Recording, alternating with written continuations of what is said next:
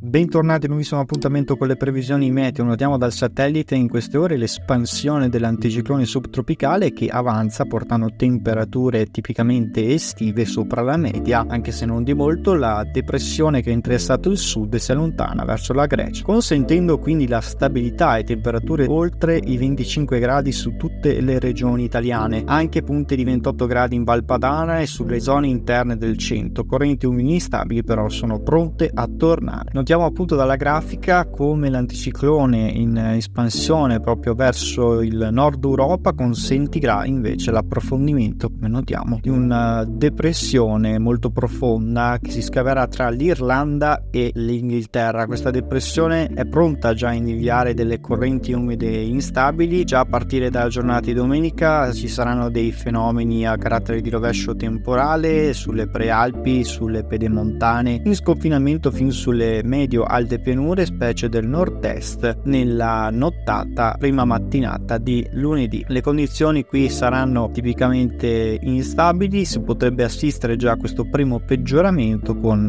come vedete, la discesa di questi rovesci temporali, piogge localmente moderate che potrebbero interessare, come vedete, tutte le aree della medio-alta Val Padana. Non sarebbe coinvolta Emilia Romagna, solo principalmente il Piemonte, Lombardia, il Veneto e il Friuli verrebbero interessate da questo peggioramento, che poi però potrebbe estendersi anche sull'Appennino centrale, come vedete nelle ore centrali della giornata di lunedì, con la depressione, come vedete, ben strutturata sull'Irlanda, che invierebbe questo impulso, questo fronte temporalesco ben intenso, pronto a raggiungere anche le zone del nord Italia a partire dalla giornata di mercoledì. Questo fronte continuerà a viaggiare verso la Francia, raggiungerà principalmente la Francia e il nord della Spagna. Sulla nostra penisola il tempo rimarrebbe stabile, una serata di lunedì nel complesso stabile, con l'anticiclone sempre protagonista, più strutturato come vedete verso il nord Europa, dove qui saranno condizioni più calde e l'atmosfera sicuramente più stabile. Sulle nostre regioni, specialmente sulle prealpi e sulle pedemontane, vi sarebbe questo rischio di nuovi rovesci temporali nelle ore centrali della giornata di martedì, e poi come vedete l'impulso instabile riesce a raggiungere la Spagna e la Francia, si dirigerà sempre più verso est, questo a causa di un fronte, come vedete, strutturato, che raggiungerà dal pomeriggio sera di martedì, portando forti temporali. Il rischio di nubi fragili sarà elevato visto i contrasti termici, maggiori chance di dei temporali anche grandinigeni soprattutto sulla Liguria di Ponente e sul Piemonte in serata, poi in estensione come vedete anche sull'Alta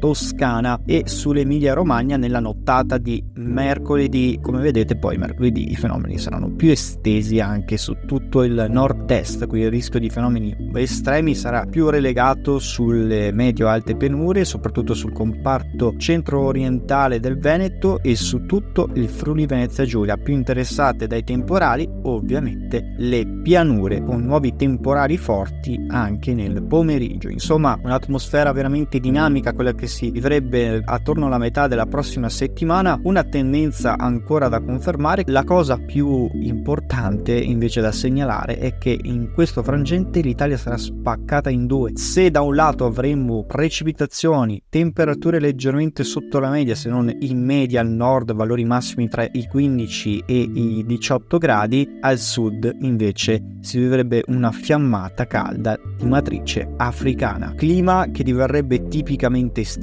valori che potranno anche superare i 30 gradi a partire dalla Sicilia in estensione, poi a partire dalla giornata di giovedì su tutte le regioni meridionali, principalmente sulla Sicilia, sulla Calabria e sulla Puglia. Insomma, l'anticiclone africano potrebbe estendersi dal nord Africa e dirigersi quindi verso il sud, portando temperature tipicamente estive, mentre il nord, come vedete, le temperature saranno in media se non leggermente sotto. Per maggiori dettagli consultate come sempre i prossimi aggiornamenti meteo.